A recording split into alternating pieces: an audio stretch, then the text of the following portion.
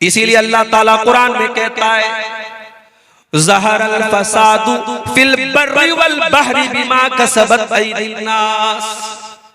मेरे बंदो, खुशकी के अंदर, तरी के अंदर, जमीन के ऊपर और समंदर के अंदर जहां पर भी तुमको फसाद नजर आ रहा है, जहां पर भी तुमको बिगाड़ नजर आ रहा है, जहां पर भी तुमको तबाही नजर आ रही है, बिमा कसबत अयदीन नास, ये लोगों के करतूतों का नतीजा है, ये लोगों के गुनाहों का नतीजा है, ये लोगों की बदअमालियों का नतीजा है।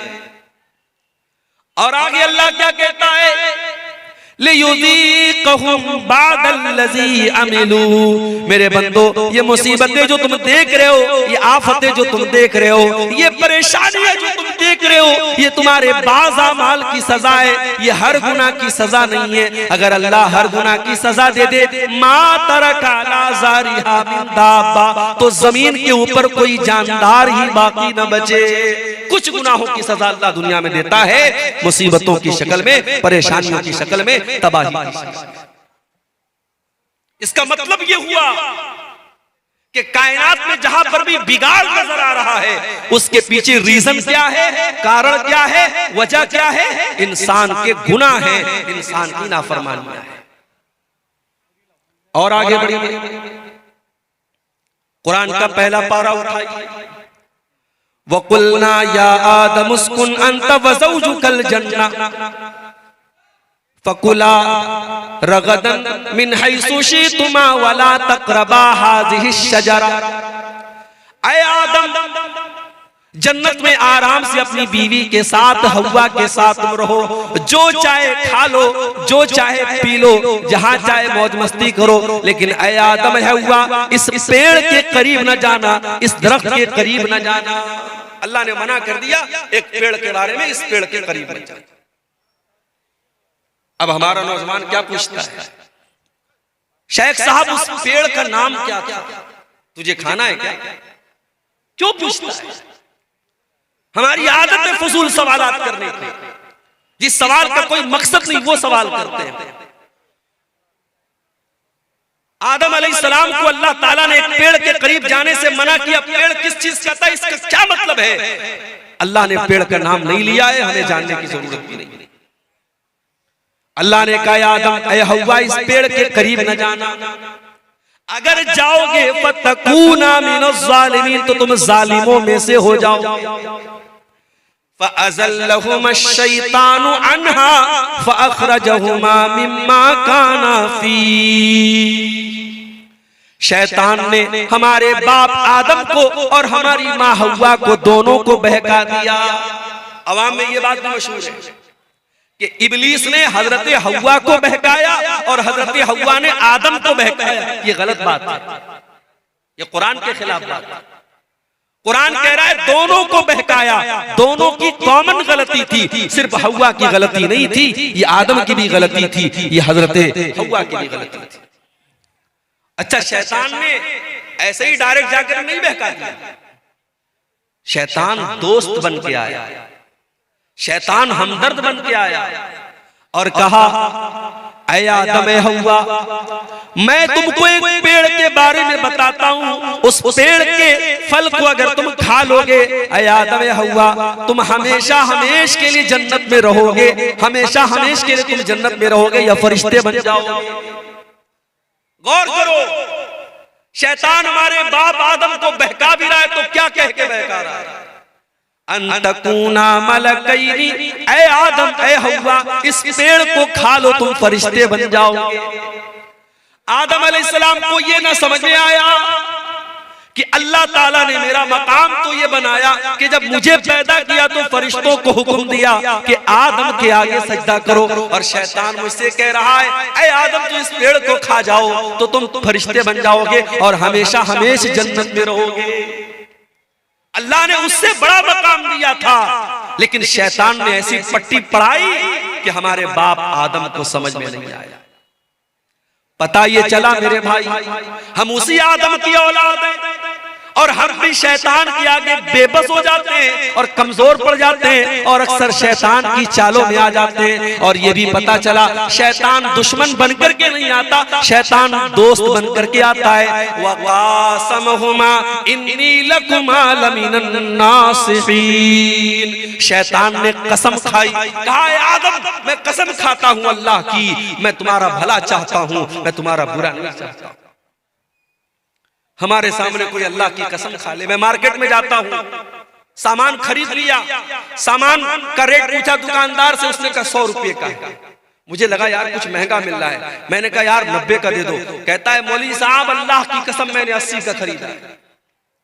अब मौलवी साहब दुकान पर गए, दुकानदार ने अल्लाह की कसम खा ली, तो मौलवी साहब तो बेचारे मौलवी साहब होते हैं, अल्लाह का नाम सुन के पिघल जाते कि बेचारा कसम खा रहा है तो झूठ तो नहीं बोल रहा। अल्लाह वाले अल्लाह के नाम पर बड़ी आसानी से बेवकूफ बन जाते हैं। ये जुमला नोट कर लो, अल्लाह वाले अल्लाह के नाम पर बहुत आसानी से बेवकूफ बन जाते हैं। हैदराबाद जैसी सरजमीन पर मैं गया, वहां लोगों ने बताया मौलवी साहब बड़ी बड़ी दाढ़ी वाले और माथे पर सज्जे का निशान रखने वाले आज बिजनेस में हालत ये है, लाखों और करोड़ों का लोगों का माल लेकर के बैठे हुए हैं, दुकान बंद करके गायब है और लोग परेशान हैं। कितने लोगों ने माल बेचा है, पैसा लेने के लिए जा रहे तो दुकान बंद है, दाढ़ी इतनी बड़ी है और सज्जे का निशान इतना बड़ा है। आदमी धोखा खा गया कि इतना नेक इंसान है, ये तो फ्रॉड नहीं करेगा, ये तो धोखा नहीं करेगा। मेरे भाइयों अल्लाह वाले अल्लाह के नाम पर बड़ी आसानी से बेवकूफ बन जाते। इब्लीस ने कसम खाई, कहा मैं तुम्हारी भलाई चाहता हूं। आदम अलैहिस्सलाम ने उसकी बात मान ली और उस पेड़ को खा लिया जिस पेड़ के करीब भी जाने से अल्लाह ने मना किया। अच्छा अल्लाह ने ये नहीं कहा मत खाओ, अल्लाह ने ये भी नहीं कहा आदम फल मत तोड़ो, अल्लाह ने कहा फल के करीब भी मत जाओ। आप कहीं देखते होंगे जहां इलेक्ट्रिक पोल होता है और वहां पे करंट और पावर होता है तो उस पे लिखा रहता है खतरा, बड़े बड़े दो उसमें खोपड़ी बनी रहती है और 2 हड्डियां बनी रहती है और बीच में लिखा रहता है खतरा, ताकि आदमी दूर से अलर्ट हो जाए कि इसमें खतरा है। जिस गुनाह के बारे में अल्लाह कह दे करीब मत जाओ, उसके करीब भी नहीं जाना चाहिए। मेरे नौजवान साथियों, आज समाज में ज़िनाकारी और बदकारी आम होती चली जा रही है और आज मोबाइल का इस्तेमाल ज़िनाकारी के एक आले के तौर पर हो रहा है। आज मोबाइल पर होने वाली एक चैटिंग कहां पर जाके खत्म होती है कोई नहीं जानता। आज कितने ज़िना के वाक़यात हुए जिसकी शुरुआत एक मिस कॉल से होती है, एक रॉन्ग नंबर से आई हुई कॉल से होती है, एक गलत नंबर से आए हुए मैसेज से होती है। मेरे प्यारे भाइयों, इसीलिए अल्लाह कुरान में जब ज़िना का नाम लेता है तो ये नहीं कहता है कि ज़िना मत करो, अल्लाह फरमाता है वला तक़रबुज़्ज़िना इन्नहु काना फ़ाहिशतन व साअ सबीला। मेरे बंदो तुम ज़िना के करीब भी न जाना, ये बड़ा गंदा काम है। अल्लाह ने करीब भी जाने से, और इसीलिए मर्दों से कहा गया जब चलो रास्ते में तो अपनी निगाहों को झुका कर चलो। औरतों से कहा गया जब घर से निकलो तो पर्दे में निकलो। अपने घर में अपने भाई के सामने, अपने बाप के सामने, अपने महरम रिश्तेदार के सामने भी औरत से कहा गया वल यज़रिबन बिखुमुरिहिन्ना अला जुयूबिहिन्ना, अपने दुपट्टे को अपने सीने पर रखो, अपने सीने को खुला मत रखो। क्यों मेरे भाई? इसलिए कि कुरान हमें ज़िना के करीब भी जाने से मना। इंडिया की हुकूमत ने इजाजत दे दी, इंडिया से कोई औरत अगर हज करने जाना चाहती है, उम्रा करने जाना चाहती है, उसे किसी मर्द की जरूरत नहीं है, वो अकेली जा सकती है, उसे किसी महरम की जरूरत नहीं है। मगर आप किसी आलिम से फतवा जाके पूछो, कटिहार का इलाका है, मौलाना रहमतुल्लाह साहब बड़े आलिम है, शेख इनामुल हक मदनी साहब बड़े आलिम, आप जाके पूछो कि शेख साहब औरत उम्रा करने जाना चाहती है, उसका कोई महरम रिश्तेदार नहीं है, क्या कर सकती है? उलमा जवाब देंगे नहीं कर सकती है। क्यों? आज के दौर में कोई पुराने जमाने की तरह सफर नहीं हो रहा रहा है, घोड़े पे सफर नहीं हो रहा है, ऊंट पे सफर नहीं हो रहा है, फ्लाइट का सफर है। डोगरा और कलकत्ता से आप फ्लाइट पकड़े और डायरेक्ट आप सऊदी अरब पहुंच जाए, रियाद पहुंच जाए, 4 घंटे में आप सऊदी अरब पहुंच जाए। आज के दौर में तो कोई खतरा नहीं है, मगर उलमा जवाब यही देंगे कि ये कुरान, ये नबी का हुक्म है, ये शरीयत का हुक्म है, हमें इसमें मंतिक नहीं लगाना है, हमें इसमें लॉजिक नहीं लगाना है। औरत को अगर उम्रा करना है, हज करना है, तो उसका कोई महरम रिश्तेदार होना चाहिए या उसका शौहर होना चाहिए। मेरे प्यारे साथियों, क्यों इस्लाम ने ये हुक्म दिया? इसलिए कि इस्लाम जिना के करीब भी जाने से हमें मना करता है। अल्लाह ने कहा था, आदम तुम इस पेड़ के करीब भी ना जाना। शैतान ने बहकाया और आदम अलैहिस्सलाम ने और उनकी बीवी हव्वा ने, दोनों ने उस पेड़ को खा लिया, उसके फल को खा लिया। अब जैसे ही दोनों ने फल को खाया, कुरान क्या कहता है? फलम्मा ज़ाक़ा शजरत बदत लहुमा सौआतुहुमा व तफ़िका यक़सिफ़ानी अलैहिमा मिन वरक़िल जन्ना। दोनों ने जब उस पेड़ को खा लिया तो दोनों के बदन से कपड़े उतर गए और दोनों नंगे हो गए। हमारे बाप आदम भी नंगे हो गए, हमारी माँ हव्वा भी नंगी हो गई। हाय हाय, अब जैसे नंगे हुए, अच्छा इसका मतलब कि जन्नत में कपड़ा था, इसका मतलब कि जन्नत में कपड़ा था, दोनों कपड़ा पहने हुए थे, कपड़े उतर गए, दोनों नंगे हो गए। अब नंगा रहना उनको पसंद नहीं है। कुरान कहता है दोनों अपने आप को कवर करने लगे, ढांपने लगे। जन्नत के जो पेड़ पौधे थे उसके पत्तों से अपनी शर्मगाह को ढांपने लगे। पता ये चला कि नंगा रहने वाला और नंगी रहने वाली औरत ये हजरत आदम की औलाद में से कहलाने की हकदार नहीं है। आदम का कल्चर ये नहीं है, ये हव्वा का कल्चर नहीं कि नंगा रहा जाए। आज चले जाओ, आपके इंडिया की बात कर रहा हूं, आप गोवा में चले जाओ, गोवा में चले जाओ, समंदर के बीच पर जवान जवान औरतें पूरे जिस्म को नंगा करके धूप खा रही हैं और दुनिया कहती है साहब ये बड़े मॉडर्न लोग हैं, बड़े ये तरक्की याफ्ता लोग हैं। मैं थूकता हूं ऐसी तरक्की पर, मैं थूकता हूं ऐसी तहजीब पर, मैं थूकता हूं ऐसे कल्चर पर। ये आदम का कल्चर नहीं है, ये हव्वा का कल्चर नहीं है। मेरे बाप आदम और मेरी माँ हव्वा के बदन से जब कपड़ा उतरा, दोनों को शर्म महसूस हुई और दोनों ने अपनी शर्मगाह को कवर किया, अपने आप को कवर किया, अपने आप को ढांका। अब अल्लाह ने कहा, ऐ आदम मैंने तुमको मना किया था, ऐ हव्वा मैंने तुमको मना किया था उस पेड़ के करीब न जाना, तुमने पेड़ को क्यों खाया? ऐ आदम, ऐ हव्वा तुमने बहुत गलत काम किया। मैंने बताया था शैतान तुम्हारा बहुत बड़ा दुश्मन है, फिर तुम शैतान की चाल में आ गए। अब हजरत आदम को एहसास हुआ, हजरत हव्वा को एहसास हुआ कि हमसे गलती तो बहुत बड़ी। अब दोनों ने अल्लाह की बारगाह में हाथ उठाया। क़ाला रब्बना ज़लमना अनफुसना व इल्लम तग़फिर लना व तरहमना लनकूनन्ना मिनल ख़ासिरीन। दोनों ने पुकारा, ऐ हमारे परवरदिगार, हमने ये गलती करके अपने ऊपर बहुत बड़ा जुल्म कर लिया, बहुत बड़ा अत्याचार कर लिया। एक नुक्ता बताओ, एक पॉइंट बताओ, कोई गुनाह करने वाला किसी और पर जुल्म नहीं करता है, सबसे पहले वो अपने ऊपर जुल्म करता है।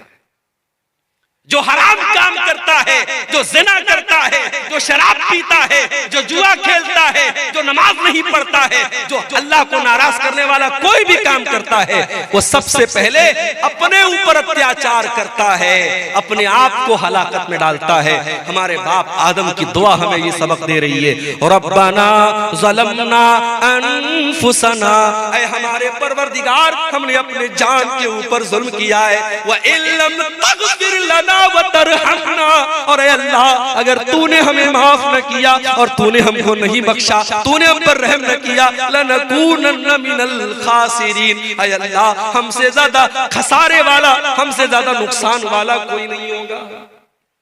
अल्लाह ने तौबा कबूल की। देखो गलती तो इब्लीस ने भी की थी। अल्लाह ने इब्लीस से कहा था आदम को सजदा करो, इब्लीस ने कहा मैं नहीं करूंगा, इब्लीस ने सजदा नहीं किया। गलती इब्लीस ने भी की, गलती आदम ने भी की, मगर इब्लीस का तरीका यह है कि गलती करके ढिठाई करो, चोरी करके सीना जोरी करो, गुनाह करके गुनाह की दलील दो। और आदम का तरीका यह है, गुनाह हो जाए, गलती हो जाए, खता हो जाए, अल्लाह से माफी मांग लो। मेरे भाइयों, अब जो आदम की औलाद है, जो आदम से अपना रिश्ता जोड़ता है, उससे अगर कभी गुनाह हो जाए तो वो तौबा कर ले। इसीलिए अल्लाह के प्यारे नबी फरमाते हैं, कुल्लु बनी आदम खत्ताउन व खैरुल खत्ताइन अत-तव्वाबून। ऐ आदम की औलाद, तुम सबके सब गुनहगार हो, तुम सबके सब खताकार हो। आदम का हर बेटा खताकार है, हव्वा की हर बेटी खताकार है।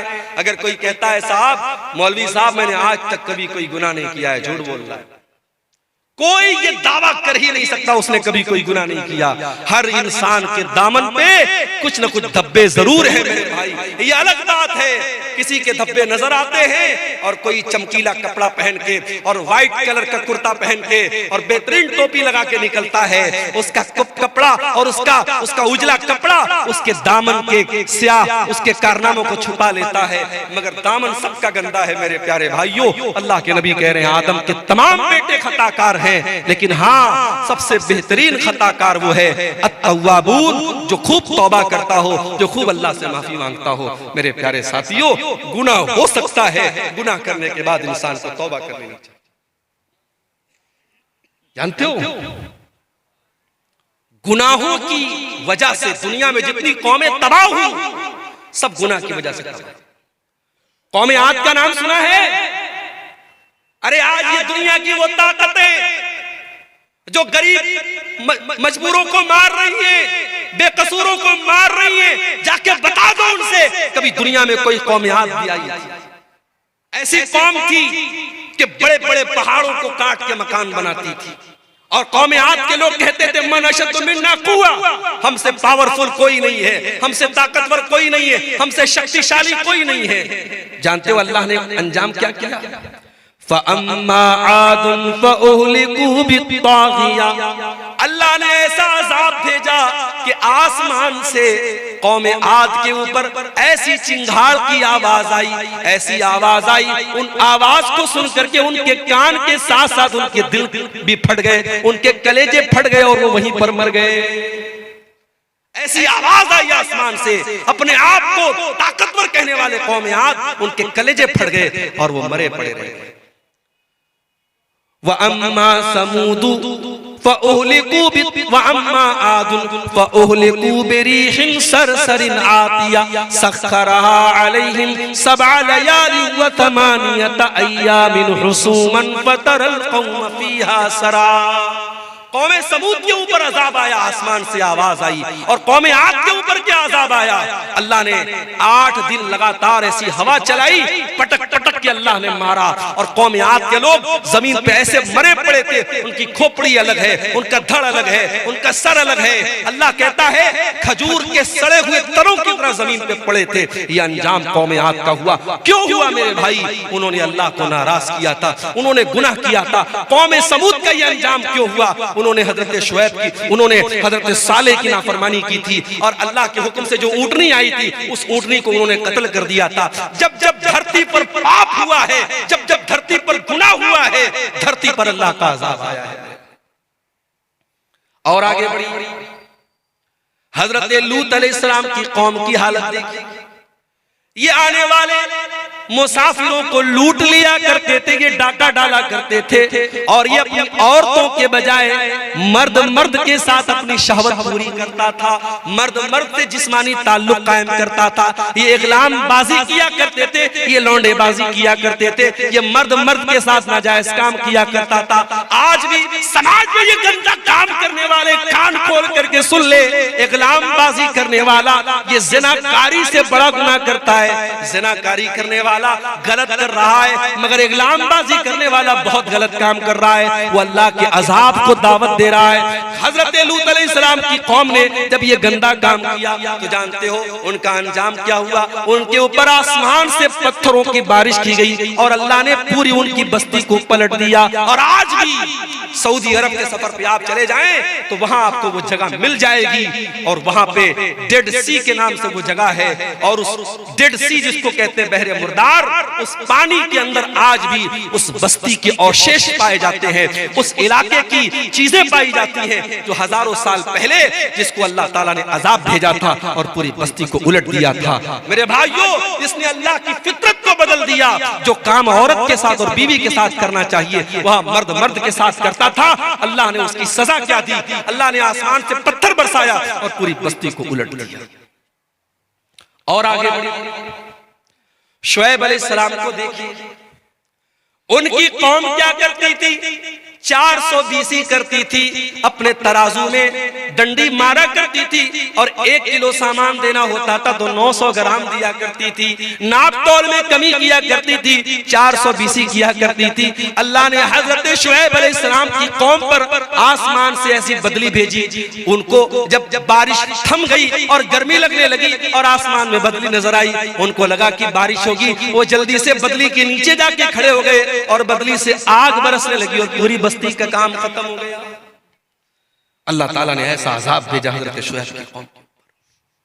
मेरे भाइयों, इतिहास बताता है, कौमों की तारीख बताती है, जब जब धरती पर अल्लाह की नाफरमानी हुई है, गुनाह हुआ है, अल्लाह का अजाब आया है।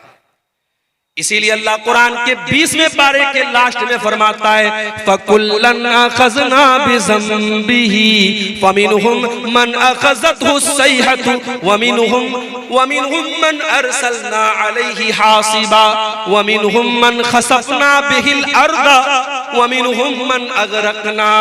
मेरे बंदो, हमने हर कौम को जिसको हलाक किया उसके गुनाह की वजह से हलाक किया।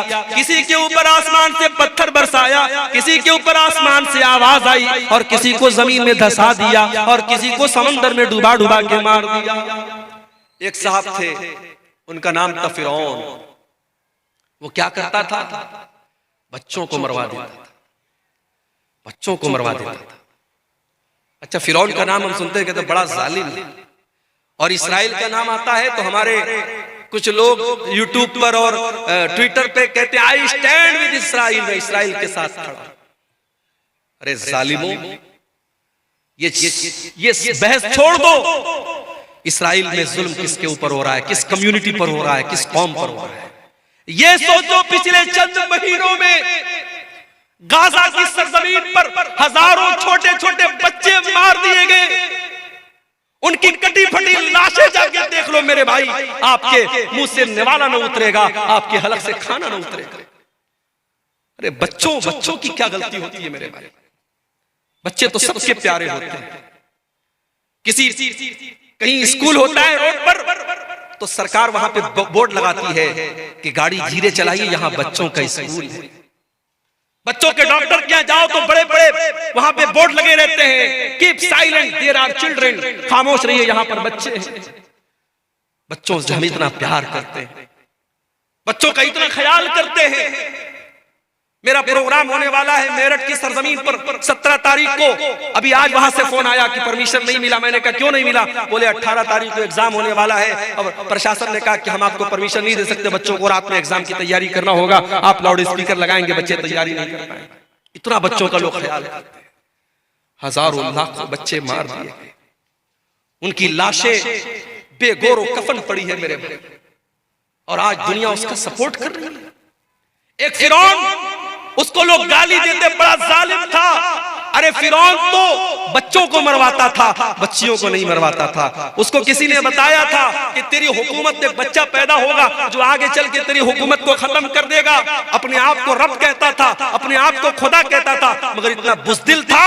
जब उसको बताया किसी ज्योतिषी ने कि तेरी हुकूमत में ऐसा बच्चा पैदा होगा, उसने ऑर्डर दे दिया, सारे बच्चों को मरवाने का ऑर्डर दे दिया। मगर अल्लाह की कुदरत देखो मेरे भाई कि उसने इतने बच्चों को मरवाया, मगर हजरत मूसा अलैहिस्सलाम को अल्लाह को बचाना था।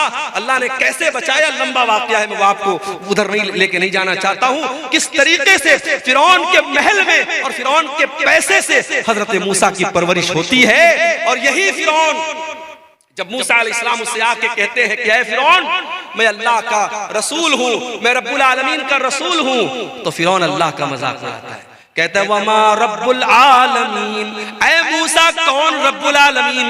मैं सबका रब हूँ, मैं जिलाता हूँ, मैं मारता हूँ। वहाज़िहिल अन्हारु तजरी मिन तहती, ऐ मूसा मैं मिस्र का बादशाह हूँ और ये बड़ी बड़ी नदियाँ मेरे महल के पास से गुजरती हैं।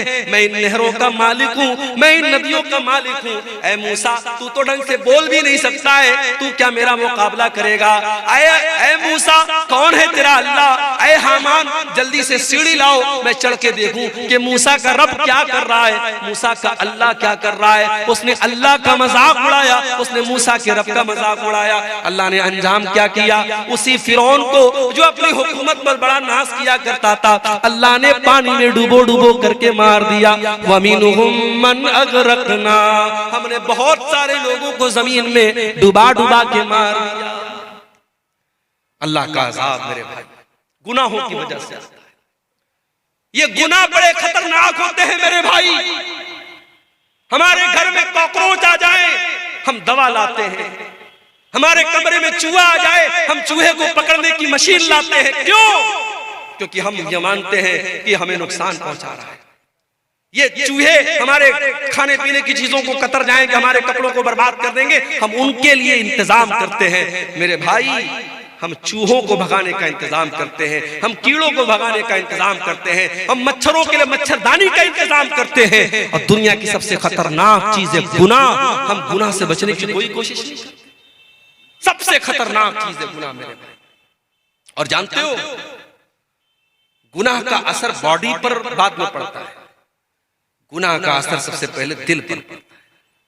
और नोट कर लो मेरी बात, मैं नौजवानों से कहना चाहता हूं, कभी खूबसूरती पर नाज मत करना, कभी अपने हुस्न पर नाज मत करना। अल्लाह को खूबसूरती और हुस्न से मतलब नहीं है, अल्लाह को तुम्हारे दिल से मतलब है। इन्नल्लाह ला यंजुरु इला सुवरिकुम व अजसामिकुम, अल्लाह के नबी फरमाते हैं अल्लाह तुम्हारे चेहरों को नहीं देखता है, अल्लाह तुम्हारे जिस्म को नहीं देखता है, अल्लाह तुम्हारे दिल को देखता है।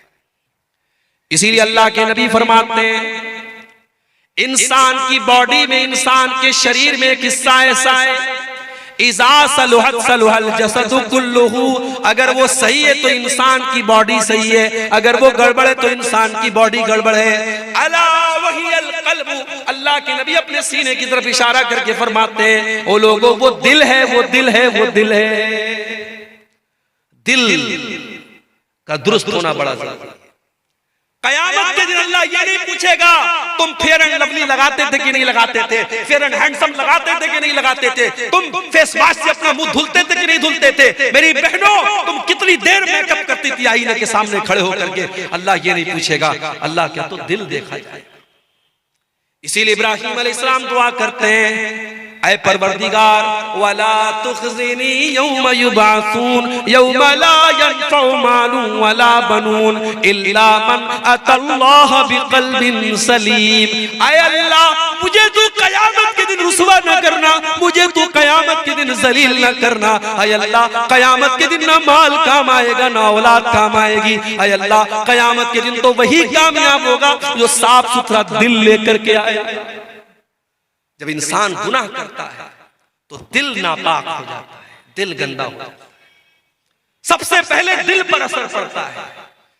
इसीलिए कुरान का पहला पारा उठाओ, अल्लाह ताला जब यहूदियों के गुनाहों का तस्करा करता है, जब यहूदियों की नाफरमानियों का तस्करा करता है तो अल्लाह क्या फरमाता है सुम्मा क़सत क़ुलूबुकुम मिन बादि ज़ालिका फ़हिय कल हिजारति औ अशद्दु क़स्वा। ऐ यहूदियों तुमने इतने गुनाह किए, तुमने इतनी नाफरमानियां की कि तुम्हारे दिल तो पत्थरों से भी ज्यादा सख्त हो गए। व इन्न मिनल हिजारति लमा यतफज्जरु मिनहुल अन्हार, अरे पत्थर तो कुछ ऐसे भी होते हैं पत्थर के अंदर से नहर जारी होने लगती है। व इन्न मिनहा लमा यशक्ककु फयखरुजु मिनहुल मा, अरे पत्थर तो कुछ ऐसे भी होते हैं पत्थर में से सुराख हो जाता है, पत्थर में से पानी निकलने लगता है। व इन्न मिनहा लमा यहबितु मिन खशियतिल्लाह, और पत्थर तो कुछ ऐसे भी होते हैं जो अल्लाह के खौफ से झुक जाते हैं, मगर इंसान का दिल जब सख्त हो जाता है तो पत्थर से भी ज्यादा कठोर हो जाता है। गुनाह से बचाओ मेरे भाई। गुनाह इंसान के दिल को सख्त बना देता है। और याद रखो, जब गुनाह करते करते इंसान का दिल सख्त हो जाता है, फिर अब्दुल गफ्फार साहब 1.5 घंटे तकरीर करें, मौलाना जर्जी साहब 2 घंटे तकरीर कर ले, मौलाना मेराज रब्बानी साहब 3 घंटे तकरीर कर ले, कोई दुनिया का बड़ा से बड़ा आलिम आ जाए और तकरीरें करता रहे, दिल की दुनिया नहीं बदलती है, क्योंकि दिल काला हो चुका है। मेरे प्यारे अल्लाह के प्यारे नबी फरमाते हैं, जब बंदा कोई गुनाह करता है, नुकितत फी क़ल्बिही नुक्ततुन सौदा, उसके दिल के ऊपर एक काले रंग का धब्बा डाल दिया जाता है, उसके दिल पर एक काले रंग का धब्बा पड़ जाता है। अगर बंदा तौबा कर लेता है और माफी मांग लेता है अल्लाह ताला से, अल्लाह उस धब्बे को इरेज कर देता है, उसे मिटा देता है, उसे साफ कर देता है। लेकिन अगर बंदा दोबारा गुनाह करता है, एक और धब्बा उसके दिल पे डाल दिया जाता है। जब गुनाह पर गुनाह करता चला जाता है, हत्ता तालुआ कल्बहू, यहाँ तक के पूरा का पूरा दिल काला हो जाता है। और जब दिल काला हो जाता है तो अल्लाह के नबी फरमाते हैं, फिर दिल के ऊपर एक कवर चढ़ जाता है, एक लेयर चढ़ जाती है, और ये वही लेयर है जिसका तज़किरा कुरान के 30वें पारे में अल्लाह फरमाता है, कल्ला बल रान अला कुलूबिहिम मा कानू यक्सिबून। मेरे बंदो, तुम्हारे गुनाहों की वजह से तुम्हारे दिलों के ऊपर पर्दा पड़ जाता है। गुनाहों से अपने हाथ को बचाओ। और जानते हो, गुनाह का एक नुकसान और है, गुनाह करने से इंसान की रोजी रोटी पर भी असर पड़ता है। दुकान अच्छी नहीं चल रही है, कारोबार में मंदी हो रही है, जो बिजनेस में हाथ लगा रहे हो बिजनेस सही तरीके से नहीं चल रहा है, जरा गौर कर लेना, जरा जायजा ले लेना, जरा ध्यान देना, कहीं कोई गुनाह तो नहीं कर रहे हो, रात में बैठ के शराब तो नहीं पी रहे हो, कहीं ज़िनाकारी में तो नहीं लगे हो, किसी नाजायज लड़की के साथ कहीं नाजायज ताल्लुक तो नहीं कायम करके रखा है, कहीं मोबाइल पर किसी से गंदी चीजें तो नहीं शेयर कर रहे हो। अगर कोई गुनाह कर रहे हो तो आपकी रोजी रोटी पर भी उसका असर पड़ेगा। अल्लाह कुरान में कहता है, ज़रबल्लाहु मसलन क़रियतन कानत आमिनतन मुतमइन्नतन यातीहा रिज़्क़ुहा रग़दन मिन कुल्लि मकान। अल्लाह ताला मिसाल दे रहा है एक बस्ती की। बस्ती बड़े चैन से, बड़े अमन से रहा करती थी, और बस्ती वाले चैन से खाते पीते थे। फ़अज़ाक़हल्लाहु लिबासल जूइ वल ख़ौफ़ि बिमा कानू यस्नऊन।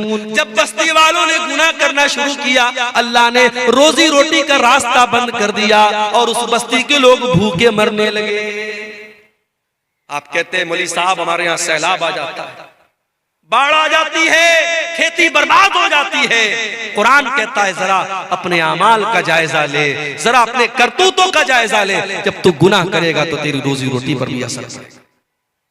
अब यहाँ एक सवाल पैदा हुआ, शेख साहब हमारे गांव में एक ब्याज खोर आदमी ब्याज का धंधा करता है, बड़ा पैसा कमा रहा है, बड़े मकान बना रखे उसने, बड़ा नाम है उसका, फॉर्च्यूनर लेके चलता है, मर्सिडीज लेके चलता है, कटिहार से गुजरता है, लोग सलाम करते हैं।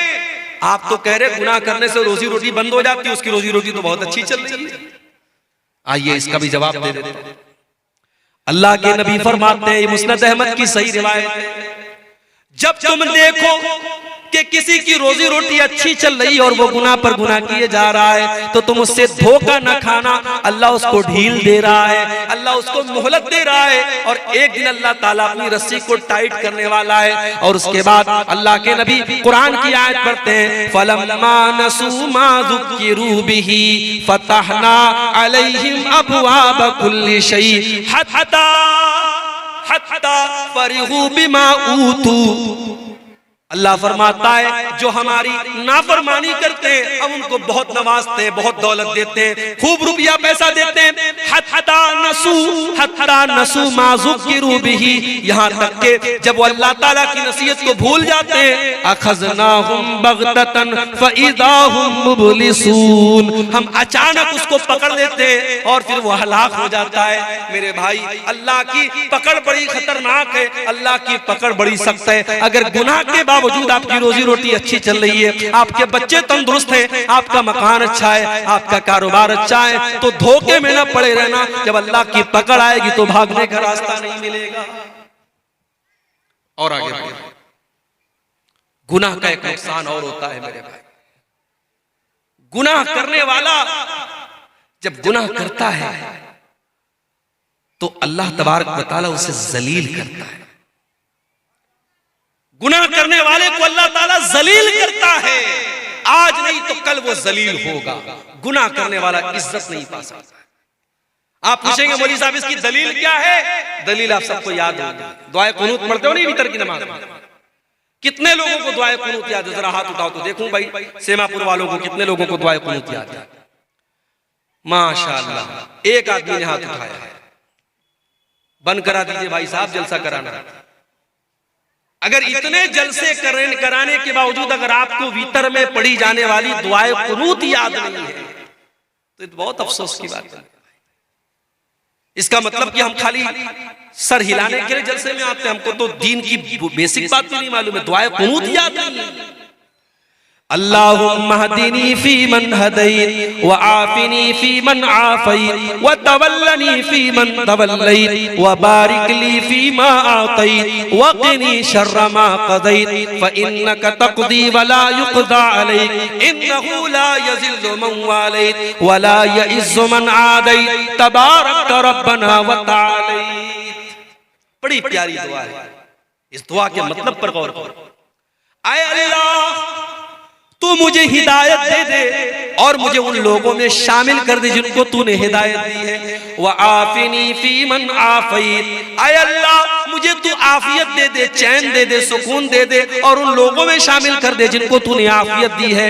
व तवल्लनी फी मन तवल्लैत, और आए अल्लाह तू जिससे मोहब्बत करता है, तू जिसको दोस्त बनाता है, आए अल्लाह उन लोगों में तू मुझको भी शामिल कर दे। व बारिक ली फी मा आतैत, आए अल्लाह तूने जो दिया है उसमें तू मुझको बरकत दे दे। वक़िनी शर्र मा क़ज़ैत, और अल्लाह जो तू फैसला करता है अपने फैसले में कोई अगर ऐसा फैसला है जो मेरे हक में बुरा है, अल्लाह तू उससे बचा ले। फ इन्नका तक़दी व ला युक़ज़ा अलैक, अल्लाह सबका फैसला तू करता है, तेरा फैसला कोई नहीं कर सकता है।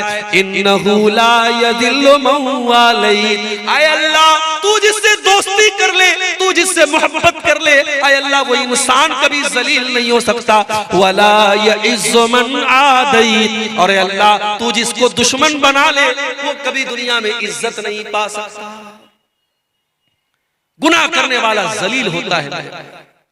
वमन युहिनिल्लाहु फमा लहु मिन मुकरिम, अल्लाह ताला जिसको जलील कर दे उसे दुनिया में कोई इज्जत देने वाला नहीं है।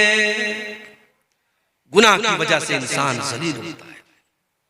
गुनाह का एक नुकसान और है, गुनाह करने वाले की जिंदगी में पैसा आ सकता है, दौलत आ सकती है, शोहरत आ सकती है, नाम कमा सकता है, मगर सुकून कभी नहीं आ सकता।